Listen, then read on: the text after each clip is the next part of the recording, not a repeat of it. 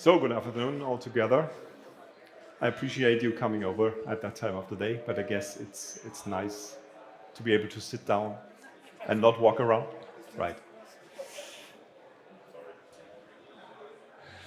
So, um, the issue at hand might sound familiar in case somebody had to do with induction of whatever kind, but warning, no, it doesn't. It's different. This is about penetration depth induction, and it is somehow related to induction. It is a little bit similar, but it's vastly different. And that's what I want to show you today. Right. Myself, having entered that market really from the outside, mainly with my company, we are dealing with penetration depth induction in heat straightening, in preheating for welding, etc. And when we became manufacturers of these kinds of machines, the challenge was actually to build a chiller, which is the basis of the machine, and to make sure that there is really a reliable product and no problem with machines coming back rather than customers.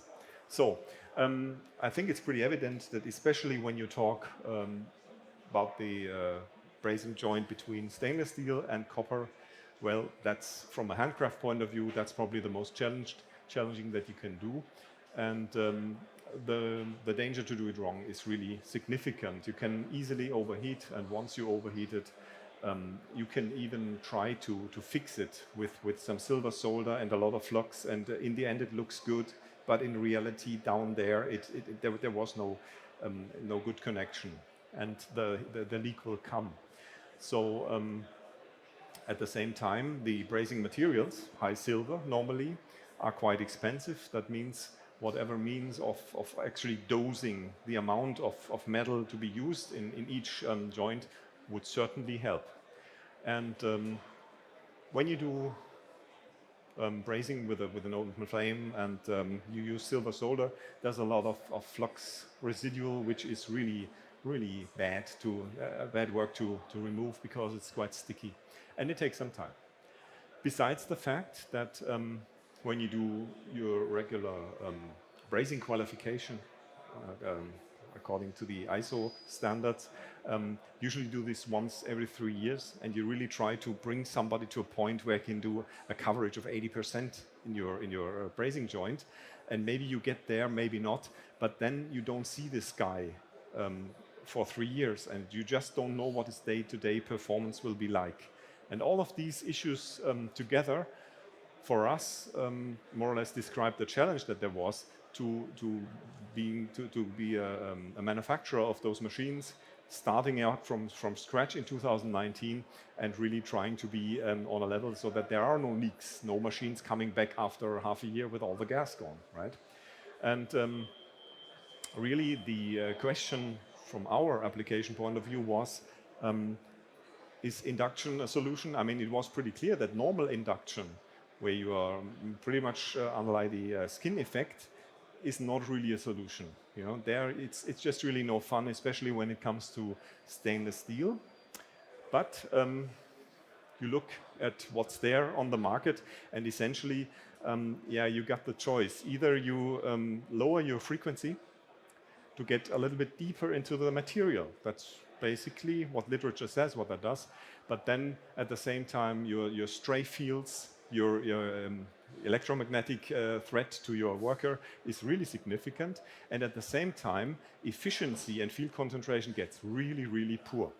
Okay, that's why normally higher working frequencies are being used there, where all the danger zones are really slower. That's all fine, but the downside is that you have your surface temperatures, which will really have a hard time to control them. That means you bring a certain amount of kilowatts of heating power in there. It's all superficial, like with a flame, but much more intense.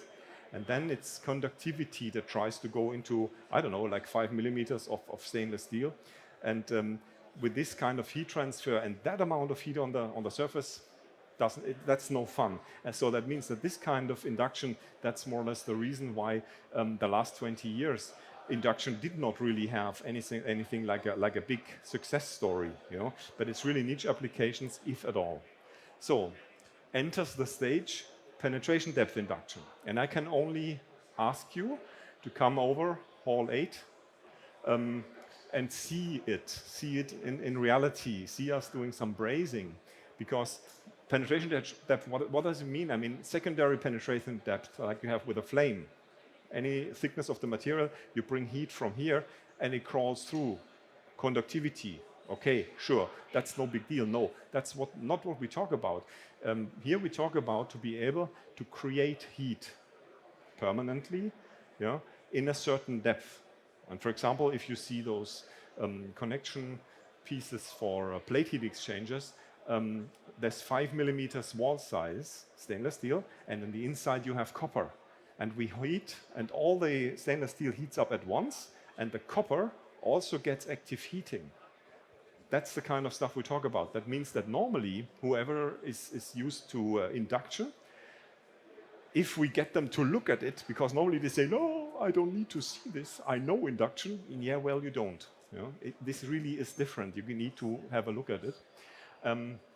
So in this way, once you have a certain penetration depth, you get a few millimeters where your kilowatts disappear, then all of a sudden the heating curve is much smoother, you could say. That means even without any temperature regulation, you get your temperatures under control. That's more or less the story behind it. And this works as well with ferritic materials, normally not for brazing. I mean, we hardly have any applications where we braze on ferritic steel, sure. But it works on stainless, it works on copper, on brass, on whatever, using the eddy currents more or less. And therefore, it's just the whole range of materials, and nowadays even including aluminum, where you can use it. Inductor shapes, you see down there, essentially you could say in pre-manufacturing, it's typically a ring. You can go with a ring inductor, you can go over the place, you braze it, and then you go out. Or when it's final assembly, you typically close the circuit somewhere. That means in order to be able to braze that, it needs something like a hook-shaped inductor to go around, and then you can braze it. That's typically what it would look like. So with that technology that we produce ourselves, we are more or less one of our customers for actual brazing. That means we use our brazing technology to manufacture the chillers in our penetration depth induction units. So in order what to do there, more or less, it's a purely time-controlled brazing. There is no temperature regulation whatsoever, it's just not necessary. In terms of preparation, yeah, it's not supposed to be oily or sticky, that's clear. But otherwise, we take the copper pipe, we take the fittings out of the plastic bag, there is no additional preparation. And of course, there's no flux to be applied, because the flux is in a cored ring that we normally use for brazing this. These are special rings that we have made for us. And with those, in a combination with this penetration depth induction, the quality level is unbelievably high, you could say. Okay, on the inside, which I think you will see on the video, we use a gas that's 90% nitrogen and 10% hydrogen forming on the inside. That means once you start brazing, you see that the little flame starts to burn off those 10% hydrogen, gives you ideal results on the inside of the copper. And more or less, for what we do, we just really say that once you take your wet cloth and just quench the whole thing a little bit, that's it. That's all your post-treatment that you do, because there is no residual flux. And then you have your visual inspection, and it's very simple, because it says this thing has to look perfect. Now imagine you would require something to look perfect when you do it with a flame. Perfect in 100% of the time wouldn't work. In this case, yes, because it always looks perfect, essentially. And that's the basis on how we use it in production. So, and now let's have a look at what it really looks like. Now this is a typical plate heat exchanger, where of course the first brazing joint is between stainless and copper. This is this ring inductor. You press the button, you have a fixed power setting here, and you just watch what happens, essentially. And all the while, there is this forming gas that goes through. That's it. Okay, and that was no magic involved. That's just day to day. Also, when you will see on our stand, we have some of those samples that are cut open. You can look inside. That's not like a holiday morning production, whatever. No, that's what it looks all day, every time, consistently. And that's essentially the big news. So there you see wet cloth, and that's it. There is no flux residue because the amount of flux in those rings that we use is exactly the right one.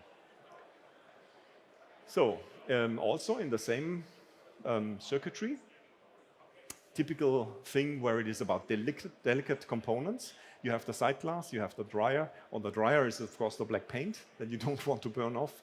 In the sight glass you have the next solder just downstairs there, and it's not supposed to get real hot. And this is what you do. You put some of those brazing rings there. Then here you have the hooky ductor, we call it, because you have no way to get a ring across. You know? So, and then you press your button, and then the whole thing gets hot real fast. And with this kind of brazing, copper, everybody can do that. That's no big challenge. That's clear. It's just to show, yeah, it's possible, and the heated zone is really limited. Okay, again, wet cloth, and that's it. So, and then this is now, well, now it gets real basic, right? Copper joints. Why not? There's a 12 millimeter, and here it's a T, and there you can just do all three joints more or less, prepare it, put it together, and do it in one approach. And the essential point there is, and this was hard to believe for me before I actually saw it. I understood that with a ring we have any sort of uniform heating, yes, but why is there uniform heating when it's just a hook from one side? You know? Because of the eddy currents, evidently. So that's how that works. And again, if you look at these kinds of brazing joints, and this everybody can, each of you could do this within 5 minutes training, more or less. That's the standard that we get out of there. And I mean, with a flame, that's difficult. That's what it looks like as a machine. So in our production, we just have those split units. That means it's just a little box on the wall. There isn't even a pump or anything. There's no sound when you braze because the cooling water comes from the outside. But this exists also as a compact unit. That one, the V4, that's our bread and butter model. One size smaller, that's the one that we have over there. This is what you can use just for brazing up to 22 millimeters, no problem. Once you do a lot every day, then this is the professional size. And then here on the right-hand side, you have the same thing as a split unit. Okay, so if you want to have the cooled water, the chiller, the bottom here from us, then you put this somewhere outside, and then 25 or 50 meters apart, just this little trolley as it is, you put this underneath the workbench or wherever you like, and then you have your hose package and your hand tool with which you work. So it has to be clear. It's not that I look on it and say, wow, that looks really nice. It does. That is not enough. Be aware. You could have a really perfect result here on the outside, but you were heating too fast and a lot of your filler material just fell through. Okay, so that's not what you want. That means, of course, there is a certain amount of qualification there to make sure that you use the right percentage of power setting and the right timing, yes. But once this is there, it's very, very repeatable. So bottom line is that once you are there, more or less you X-ray those things. You know, typically where the guy is asking for your 80% coverage or something like that, your once every 3 years kind of performance. And that can easily be reached and even exceeded. I don't know. I don't know whether this is 90 or whatever percent coverage. But the point is, this is not a once in 3 year performance, but the average performance is extremely high. And so for us, I mean, I still can say we do this now for 3 years, our own production. And since those 3 years, we didn't have a single leak, not a single, guy claiming, hey, the refrigerant is gone. And this for a manufacturing operation which started from scratch with zero experience.